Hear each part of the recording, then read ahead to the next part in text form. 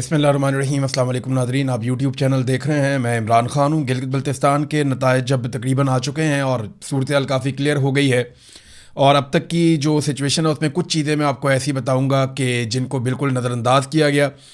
सबसे पहले पाकिस्तान तहरीक इंसाफ ने गिलगित बल्तिस्तान के नताइज मुस्तरद कर दिए हैं।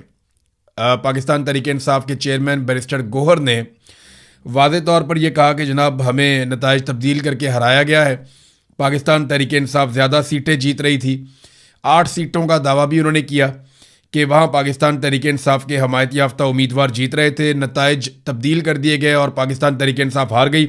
वाइट पेपर उन्होंने कहा जी हम ज़रूर जारी करेंगे, और कोई एहतजाज, कोई धरना, कोई अवामी रद्द-ए-अमल ये नहीं किया गया, और ये अभी वो कर भी नहीं सकते। सिचुएशन ऐसी है कि पाकिस्तान में एस्टेब्लिशमेंट की जानिब से एक हार्ड स्टेट की पॉलिसी बनाई गई है। जो भी आवाज़ उठाता है या उसे गायब कर दिया जाता है या उसको मारा जाता है, गोली चलाई जाती है। लोग ज़ख्मी अस्पतालों में पड़े हुए हैं। अभी भी आप रावला कोट की सूरत हाल देख लें तो कोई एहतजाज, धरना या अवामी रद्द-ए-अमल नहीं है। लेकिन अगर 2-3 पॉइंट्स के अंदर सारी सूरत हाल को बयान किया जाए कि गिलगित बल्तिस्तान के इंतखाबात में हुआ क्या और नतीजा क्या निकला, तो नंबर 1 तो ये है कि इमरान खान या कैदी नंबर 804 वो जेल में बैठकर भी भारी है, यानी इमरान खान का वज़न कम नहीं हुआ। सियासी नुक्ता नज़र से वो अभी भी बहुत मजबूत आदमी है कि गिलगित बल्तिस्तान जैसे एरिया में बगैर किसी कंपेन के उनकी पार्टी को मौका नहीं दिया गया, फिर भी उन्होंने पूरे इलेक्शन में अपनी एग्जिस्टेंस शो की है, और उनको हटाने के लिए काफ़ी कुछ करना पड़ा एस्टेब्लिशमेंट को और मौजूदा जमातों को। यानी जमात इस्लामी के जो सराजुल हक है उन्होंने बात ठीक की थी कि एक खिलाड़ी के हाथ पीछे बांध कर आप उसके चेहरे पर मुक्के मार रहे हैं और बिलावल आपको शर्म आनी चाहिए, तो ये बात ठीक है। पीपल्स पार्टी और PMLN को खुला मैदान दिया गया PTI को बाहर करके, और उसका उन्होंने फ़ायदा भी उठाया।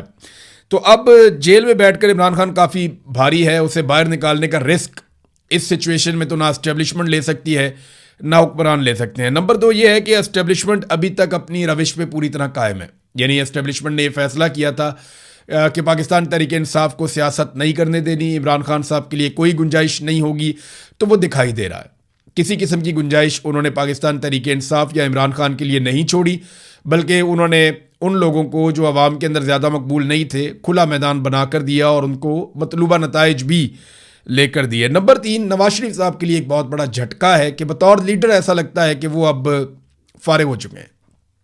उन्होंने एक इलेक्शन जो है उसकी सरबराही की आकर 2024 में 8 फरवरी का इलेक्शन था, और मियाँ साहब ने कई महीने तक उसके लिए मेहनत की, लेकिन मियाँ साहब का इलेक्शन का बेड़ा गर्क हो गया। मियाँ साहब को कोई कामयाबी नहीं मिली, बल्कि उनकी अपनी सीट भी चोरी की है, सब जानते हैं। वो मतीउल्लाह जान कहते हैं इलास्टिक की शलवार पहना दी मियाँ साहब को, बात ठीक है। इसके बाद जो है नवाज शरीफ साहब का जो लीडर का एक किरदार था वो लगभग ख़त्म हो चुका है। उन्हें कुर्बानी देनी पड़ेगी, मियाँ साहब को काफ़ी कुछ खोना पड़ेगा अगर दोबारा वो लीडर बनना चाहते हैं। तो कम से कम हुकूमतों से कुर्बानी देनी पड़ेगी और जिद्दोजहद में अपने आप को लाना पड़ेगा, वरना मियाँ साहब के साथ देखें वफाक में आपकी हुकूमत होती है तो आप आधे से ज़्यादा इलेक्शन गिलगित बल्तिस्तान में और कश्मीर में जीत जाते हैं अगर आपके पास वफाक में हुकूमत है तो। और ये एक ऐसी हकीकत है जिससे हम भाग नहीं सकते। आपके पास फेडरल गवर्नमेंट है, आपके पास वफाकी वज़रा हैं, आपके पास कश्मीर की और गिलगित बल्तिस्तान की वजारत है, तो आप आधे से ज़्यादा इलेक्शन जीत जाते हैं। तो आधे से ज़्यादा जीता हुआ इलेक्शन भी नवाज शरीफ साहब वहाँ पे जाके खुद नहीं जीत पाए।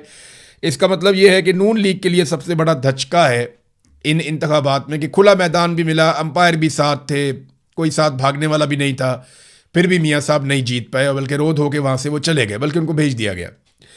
अब नाज़रीन, पाकिस्तान तहरीक इंसाफ क्या गिलगित बल्तिस्तान में हुकूमत बनाने की पोजीशन में थी? तो जवाब है कि जिस दिन इलेक्शन हुए और ये इलेक्शन के नताइज अगर बिल्कुल दुरुस्त भी आते तो भी पाकिस्तान तहरीक इंसाफ, जो अब मैंने सारी इन्फॉर्मेशन इकट्ठी की है अलग अलग जर्नलिस्टों से बात करके, मकामी लोगों से बात करके, तो पाकिस्तान तहरीक इंसाफ हुकूमत बनाने की पोजीशन में नहीं थी। ये ज़रूर है कि पाकिस्तान तहरीक इंसाफ का मैंडेट छीना गया है, लेकिन ये इसको आप 8 फरवरी 2024 से कंपेयर नहीं कर सकते। वो आप ज्यादती करेंगे, आप तारीख के साथ भी ज्यादती करेंगे। 8 फरवरी को जिन लोगों के साथ जुल्म और ज्यादती हुई, आप उस इंसिडेंट के साथ भी ज्यादती करेंगे। आप एस्टेब्लिशमेंट को एक जवाब देंगे और वो ये कहेंगे देखो जी गिलगित बल्तिस्तान में भी ये रो रहे हैं और ये 8 फरवरी को भी रो रहे थे। नहीं, जो डकैती पाकिस्तान की तारीख में 8 फरवरी 2024 को मारी गई ना इलेक्शन में, वो दोबारा नहीं मारी गई और उसका कोई मुकाबला नहीं है। हाँ, उसका एक तसलसल है ज़िमनी इंतखाबात की सूरत में, जिस तरह वो छीने गए वो एक अलग बात है, लेकिन 8 फरवरी का कोई दूसरा नेमुल बदल नहीं है जो कार्रवाई उस दिन डाली गई। यहां पे ना एस्टेब्लिशमेंट ने कुछ नई चीजें सीखी हैं गिलगित बल्तिस्तान के इलेक्शन में। अब वो ये नहीं करते कि इलेक्शन वाले दिन बहुत बड़े पैमाने पर धांधली करें, करते हैं। यहां पे उन्होंने खालिद खुर्शीद की वालदा से जो सीट छीनी, 2 सीटों के बारे में बड़ा कैटेगोरिकली कहा जा रहा है, 2 से 3 सीटें हैं कि वहां पाकिस्तान तहरीक इंसाफ के हमायत याफ्ता उम्मीदवार जीत रहे थे लेकिन उनको हरा दिया गया। लेकिन ये 2-3 सीटें अगर मिल भी जाती तो पाकिस्तान तहरीक इंसाफ की हुकूमत नहीं बन रही थी। ये बात आप ज़हन में रखें, अगर 8 या 9 सीटें पाकिस्तान तहरीक इंसाफ जीत भी जाती तो हुकूमत बनाने के लिए 12 सीटें चाहिए थी। उस सूरत में पीपल्स पार्टी और पीएमएलएन मिलकर हुकूमत बना लेते, किसी और को भी शामिल कर लेते। तो पाकिस्तान तहरीक इंसाफ का मैंडेट जरूर छीना गया लेकिन उस पैमाने पर नहीं जिस तरह 8 फरवरी 2024 को छीना गया था। ये बात आप ज़हन में रखें। अब इस मरतबा मैंडेट जो छीना गया उसकी असल वारदात इलेक्शन वाले दिन नहीं डली। इलेक्शन वाले दिन होने वाली धांधली भी धांधली है लेकिन असल धांधली हुई इलेक्शन से पहले, जब पाकिस्तान तहरीक इंसाफ को दौर से बाहर कर दिया गया। इनके लोगों को अगवा किया गया, इनके लोगों को मारा कुटा गया, इनके लोगों को गिरफ्तार किया गया, इनके लोगों को हरासा किया गया, इनके लोगों को सूबा बदर किया गया, इंतखाबी निशान वाला मामला हो गया, जिसके साथ मिलकर इन्होंने किया उससे भी छीन लिया, फिर इनके वोटरों को हरासा किया गया, वोटर लिस्टें तब्दील की गई, बहुत सारी धांधली। यानी अगर आप धांधली का 80% कहें तो वो इलेक्शन से पहले हो गया था। जो असल काम है एस्टेब्लिशमेंट ने अब ये सीख लिया कि अगर धांधली करनी है तो वो पहले करनी है। इलेक्शन वाले दिन जो आप धांधली करते हैं वो बड़े आराम से पकड़ी जाती है, वहां बड़ा गंद पड़ जाता है, लिहाजा वो गंद पहले से डालना शुरू करते हैं। तो पाकिस्तान तहरीक इंसाफ को अमली तौर पे इलेक्शन से बाहर किया गया था इलेक्शन शुरू होने से पहले। और अगर जो पाकिस्तान तहरीक इंसाफ को ये नताइज पूरे मिल भी जाते तब भी पाकिस्तान तहरीक इंसाफ शायद हुकूमत बनाने की पोजीशन में ना होती। जो मैंने अब तक इतलात इकट्ठी की हैं उनके मुताबिक तो मेरे पास ये है। तो प्री पोल रिगिंग ही असल रिगिंग थी और पीटीआई को अपना मौक़िफ़ ख़राब नहीं करना चाहिए। नून लीग को वफाक में होने के बावजूद वोट नहीं पड़े। पीपल्स पार्टी जो है उसने वोट लिए हैं और उनकी एग्जिस्टेंस है उनकी। उसकी वजह यह है कि जुल्फ़िकार जी भुट्टो हो या बेनज़ीर भुट्टो हो, माजी में इन्होंने गिलगित बल्तिस्तान के लिए काम किया था, गिलगित बल्तिस्तान की शनाख्त के लिए भी इन्होंने काम किया था। बिलावल ने उसका फ़ायदा उठाया। बिलावल ने जिन चीज़ों का फ़ायदा उठाया मैं आपको बताता हूँ। नंबर 1, बिलावल को इस बात का फ़ायदा हुआ कि पीटीआई मैदान से बाहर है, वो आकर खुलकर मुकाबला नहीं कर सकते, उनके हाथ बंधे हुए हैं। नंबर 2, बिलावल ने फ़ायदा उठाया कि वफाक में नून लीग की हुकूमत है जो इंतहाई गैर मकबूल है, उनका बेड़े ही गर्क हो गया और उनके पास अवाम को बताने के लिए कोई बयानिया ही नहीं है। तीसरा, बिलावल कुछ हद तक ये बावर करवाने में कामयाब हो गया कि वो अपोजिशन का आदमी है, वो हुकूमत में नहीं है और हुकूमत पे तनकीद करके उसने लोगों को अपने साथ मिला लिया। और चौथा, उसको फ़ायदा जो पीपल्स पार्टी की ऑलरेडी एग्जिस्टेंस थी गिलगित बल्तिस्तान में। तो बिलावल ने इन सारी चीज़ों को इस्तेमाल किया पीपल्स पार्टी ने और मिलजुल कर उन्होंने इलेक्शन लड़ा और उन्होंने अपनी सीटें निकाल ली। अगर आप धांधली कहें भी तो भी सबसे बड़ी पार्टी पाकिस्तान पीपल्स पार्टी ही बनी है। वहाँ पे मुकम्मल ठीक भी हो जाता तो बड़ी पार्टी ना भी बनती तो ये मिलकर हुकूमत बना लेते। तो ये नाज़रीन गिलगित बल्तिस्तान का इलेक्शन था। अब आ जाएं कश्मीर वाली सूरत हाल में। कश्मीर में ना अब एक नेक टू नेक सिचुएशन बन चुकी है। 2 चीज़ें आमने सामने। नंबर 1, एक बड़े क्रैकडाउन की तैयारी की जा रही है जिसमें जॉइंट अवामी एक्शन कमेटी के लोगों को गिरफ्तार किया जाएगा या लापता किया जाएगा। उनसे जुड़े हुए जितने मेन लोग हैं जो करता धरता हैं अलग अलग बाज़ारों में अलग अलग इलाकों में, उनको गिरफ्तार किया जाएगा, उनको हिरासत में लिया जाएगा और बड़े पैमाने पर गिरफ्तारियां होंगी, जबरी गुमशुदगियां भी होंगी।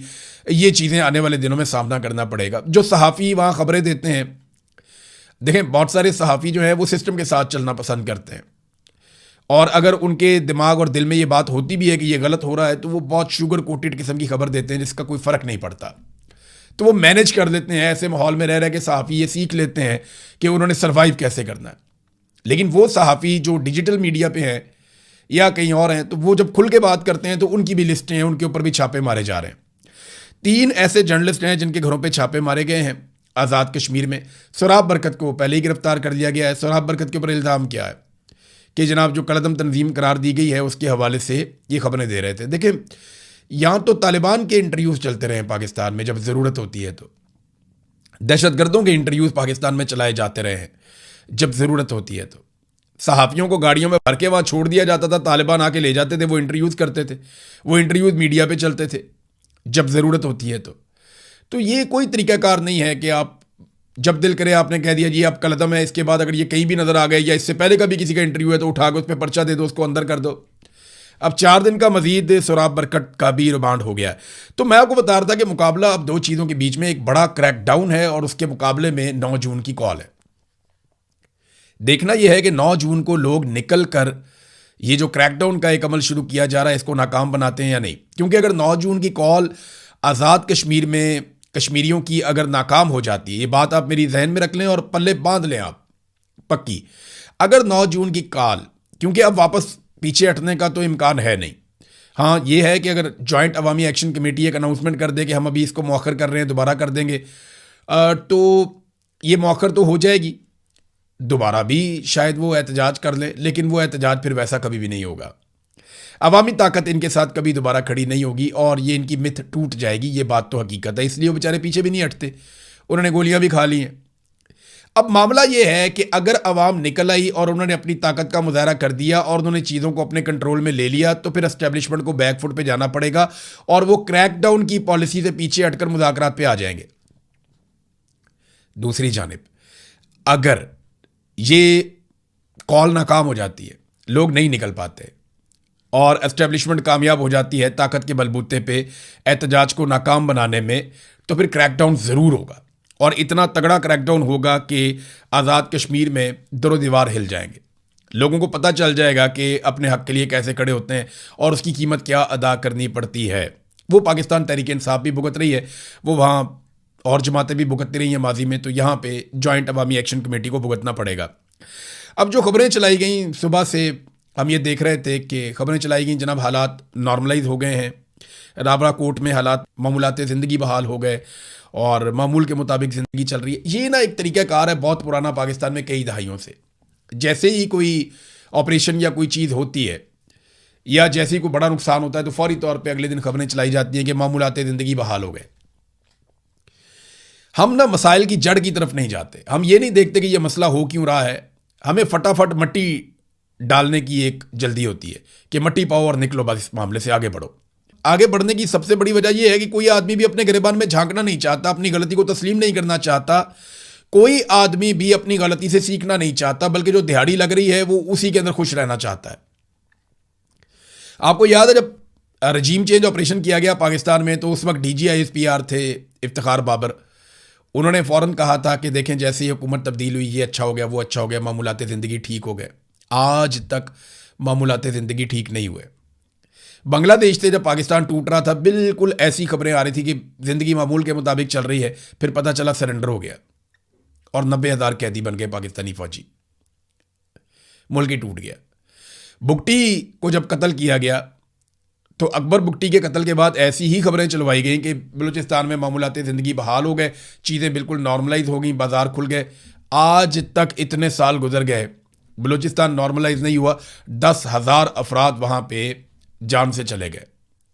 तो ये बार बार ये कहा जाता है अभी भी बलूचिस्तान में कुछ हो जाए, हर साने के बाद साने की वजूहात देखने की बजाय हम मट्टी डालने का काम करते हैं। अभी IG की एक वीडियो भी जारी की गई है मामूलात ज़िंदगी दिखाने के लिए कि वो लोगों से हाथ मिला रहा है, मिल रहा है, कॉन्फिडेंस शो कर रहा है। बाज़ारों की कुछ वीडियो जारी करने की थोड़ी बहुत छोटे मोटे क्लिप आए, लेकिन रावला कोट में लोग अभी भी एहतजाज कर रहे हैं।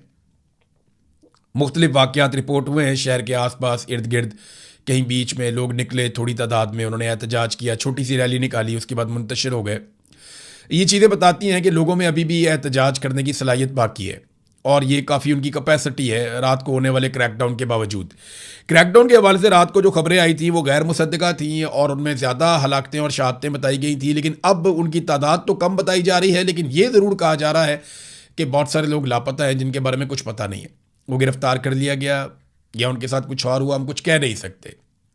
जब इस तरह का इंसिडेंट होता है आप इंटरनेट बंद कर देते हैं, मोबाइल फ़ोन बंद कर देते हैं, लाइटें बंद कर देते हैं, इन्फॉर्मेशन को जब आप छुपाते हैं तो अफवाहें फैलती हैं। तो सरकार की रिस्पॉन्सिबिलिटी होती है कि वो सामने आए और आकर हकीकत बताए। अब ना सरकार सही तरीके से हकीकत बता रही है और ना ही जॉइंट अवामी एक्शन कमेटी ने कोई एलामिया जारी करके नुकसान का बताया। या तो जॉइंट अवामी एक्शन कमेटी नुकसान के बारे में आगाह करे आवाम को और वो ये बेचैनी ख़त्म करे कि रात को क्रैकडाउन में कितने लोग ज़ख्मी हुए। दावा ये किया जा रहा है कि जो गोली चली और शेलिंग हुई उसमें 100 के करीब लोग ज़ख्मी हुए हैं। कुछ सहाफ़ी दावा कर रहे हैं कि 70 से ज़ायद ज़ख्मियों का तो बिल्कुल मुसद्दका डाटा मौजूद है, लेकिन अभी भी कन्फर्मेशन किसी चीज़ की तब तक नहीं होगी जब तक कि जॉइंट अवामी एक्शन कमेटी जो कलअदम है वो कोई तफसीलात फराहम नहीं कर देती। तो अवामी ज्वाइंट एक्शन कमेटी को एक मशवरा ये भी दिया जा रहा है कि आप अपना एक पॉलिटिकल पार्टी रजिस्टर कर लें, आप अपना मंशूर दे दें और इलेक्शन में चले जाएं। आप इलेक्शन लड़ें, इलेक्शन जीतें अपने मंशूर के मुताबिक और आकर आइन में तब्दीली करके ये 12 नशिस्तें मुहाजिरीन की ख़त्म कर दें। मामला ये है कि ये 12 नशिस्तें, इनके साथ 3 और शामिल हो जाती हैं मखसूस नशिस्तें, तो ये मिलके ही लगभग 30% के आसपास बन जाती हैं। तो 2/3 अक्सरियत तो इन नशिस्तों के बगैर कोई ले नहीं सकता। सवाल ही पैदा नहीं होता कि इन नशिस्तों के बगैर कोई 2/3 अक्सरियत दे, और इस पर तो एस्टेब्लिशमेंट अपने बंदे बिठाती है, लिहाजा आईनी तरमीम तो हो नहीं सकती। हाँ, ये ज़रूर हो सकता है कि बहुत ताकत लगा के किसी तरह कोई अपनी हुकूमत बना ले आज़ाद कश्मीर में मिलिट्री एस्टेब्लिशमेंट की पहुंच से बाहर, और फिर फ्यूचर में किसी तरह से इन सीटों को ख़त्म किया जा सके। ये तो एक पॉलिटिकल सलूशन है। और परवेज़ रशीद साहब ये मशवरा भी दे रहे हैं कि जनाब आप इलेक्शन लड़ दें। एक तरफ उन्हें कलदम करते हैं, दूसरी तरफ उन्हें कहते हैं इलेक्शन लड़ो। एक तरफ उनके साथ मुज़ाकरात करते हैं, दूसरी तरफ उन्हें कहते हैं इलेक्शन लड़ो। अभी जो फैसल राठौर साहब हैं, जो आज़ाद कश्मीर के वज़ीर आज़म हैं, उनका भी एक स्टेटमेंट सोशल मीडिया पे गर्दिश कर रहा है, जिसमें एक इंटरव्यू में उन्होंने कहा जी हम बैठ के बात करना चाहते हैं, हमने कई लोगों से कहा, हमने राब्ते किए, या बरतानिया में उन्होंने कई लोगों से राब्ते किए कि जनाब बैठ के बात करते हैं, हमें ये मसला हल करना चाहिए, और बैठ के बातचीत के ज़रिए से इंसानी जानें ज़ाया ना हो, हमें ये मसला हल कर लेना चाहिए, ये फैसल राठौर साहब ने कहा। तो एक तरफ उन्हें कहते हैं कलदम है, जत्थे हैं, बात नहीं होगी, दूसरी तरफ कहते हैं उनके साथ मुज़ाकरात करने हैं। तो ये एक अभी कन्फ्यूजन की पॉलिसी है, और ये कन्फ्यूजन तब तक रहेगी जब तक कि 9 जून का दिन गुजर नहीं जाता। ये 24 घंटे बहुत अहम है। अगर 9 जून को बड़े पैमाने पर लोग निकल आते हैं तो हुकूमत मुज़ाकरात की बात करेगी, बार बार मुज़ाकरात की बात करेगी और बैठेगी और कुछ चीज़ें मान भी जाएगी। देखिए ना, वो कहते हैं कि आईनी तरमीम के बगैर ये 12 नशिस्तें ख़त्म नहीं हो सकती। तो मेरा एक सवाल ये है कि आधी नशिस्तें ख़त्म करने का जो ऑफ़र किया था वो किस बुनियाद पे किया था? यानी आप आधी ख़त्म, एक भी ख़त्म करने के लिए आईनी तरमीम चाहिए होगी आपको, तो आधी आप ख़त्म कर रहे हैं, उसके लिए क्या आपको आईनी तरमीम नहीं चाहिए? वहाँ पे भी तो आपको आईनी तरमीम करनी पड़ेगी। तो ये वो सवालात हैं जिनका जवाब मेरे ख्याल में हम सबको ढूंढना पड़ेगा, इसका जवाब अभी मौजूद नहीं है। बहरहाल 9 जून फैसला करेगा कि आज़ाद कश्मीर में एक बड़ा और वसी पैमाने पर क्रैकडाउन होने जा रहा है, या फिर आज़ाद कश्मीर के जो अवाम हैं उनके मुतालबात के ऊपर संजीदगी से गौर करने पर यह सिस्टम मजबूर होगा। ये फैसला 9 जून को हो जाएगा। अब नाज़रीन आ जाए, थोड़ा सा इंटरनेशनल एक इशू है, वहाँ पे ईरान और इसराइल के बीच में दोबारा लड़ाई हुई है। ईरान ने इसराइल के ऊपर इल्ज़ाम लगाया कि वो जंगबंदी की खिलाफ वर्जी कर रहा है, बार बार लबनान पे अटैक कर रहा है। उन्होंने पहले वार्न किया, उसके बाद उन्होंने मिसाइल चला दिए। ईरान के मुताबिक उन्होंने इसराइल को काफ़ी नुकसान किया है, इसराइल के मुताबिक उन्होंने मिसाइल इंटरसेप्ट कर लिए हैं और वो बच गए हैं, जबकि इसराइल ने ईरान के ऊपर वापस हमला किया और फिर मिसाइल चला दिए। ईरान ने फिर एक और लहर मिसाइलों की चला दी। तो ईरान और इसराइल के बीच में एक तरह की जंग की कैफियत बनी हुई है, जबकि अमेरिका इस लड़ाई से अपने आप को बाहर रख रहा है। उन्होंने ईरान को भी कहा कि बस काफ़ी हो गया, अब आप बंद करें, और इसराइल को, नेतन्याहू को डोनाल्ड ट्रंप ने पैगाम दिया कि तुम भी जंगबंदी की तरफ जाओ और लड़ाई ना करो। सिचुएशन यहीं पे अभी तक रुकी हुई है। आलमी मंडी में फिर तेल की कीमतें ऊपर नीचे हो रही हैं, और पाकिस्तान के अंदर जो हुक्मरानों की और अवाम की दिल की धड़कनें तेज़ हो रही हैं, क्योंकि दुनिया में कुछ भी होता है ना, सबसे ज़्यादा इम्पैक्ट पाकिस्तान में आता है, सबसे ज़्यादा रोला पाकिस्तान में डाला जाता है।